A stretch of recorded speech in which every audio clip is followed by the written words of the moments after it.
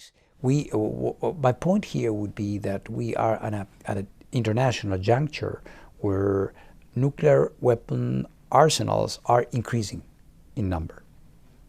Perhaps not exponentially, like in the case of the DPRK, but others are doing the same. So this is a symptom. This is a symptom of our underlying very profound malaise that will have to be addressed one way or the other. I think that we need to re-engage with them sooner rather than later. That they have a vast nuclear program, which is perhaps the only one in the world on which there is no visibility in terms of observance of the basic internationally agreed nuclear safety standards.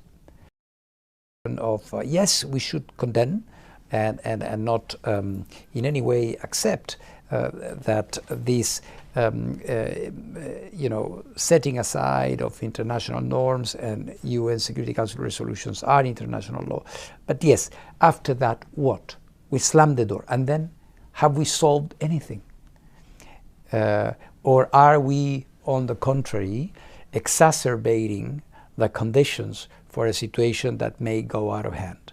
So I guess we need to recognize the fact that the DPRK, not legitimate, but factually real possession of nuclear weapons is here to stay for a long time maybe.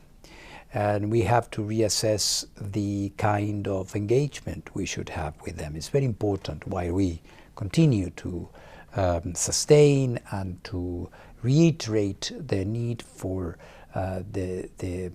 North Korea to stop these activities. At the same time, we need to start thinking seriously about stopping to talk past each other.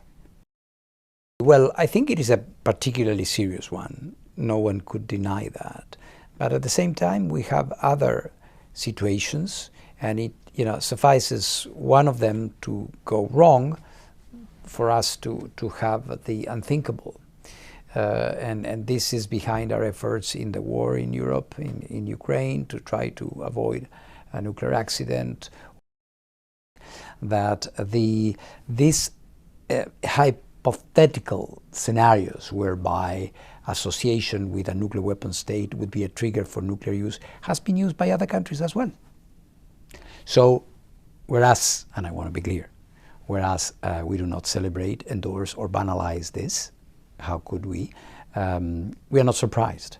And this is part of the, in the calculations of countries. What we need to think about seriously is to bring diplomacy to the table and to look seriously into moving into a different phase of the conflict where the possibility of nuclear weapons use will no longer be on the table.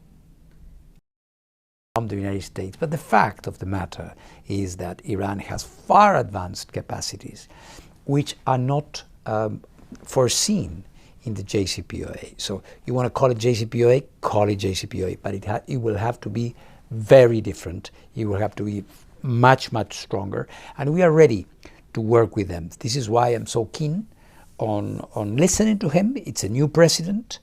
In the past, I had important conversations with his predecessors, and I think this is what we need now. As we said, diplomacy.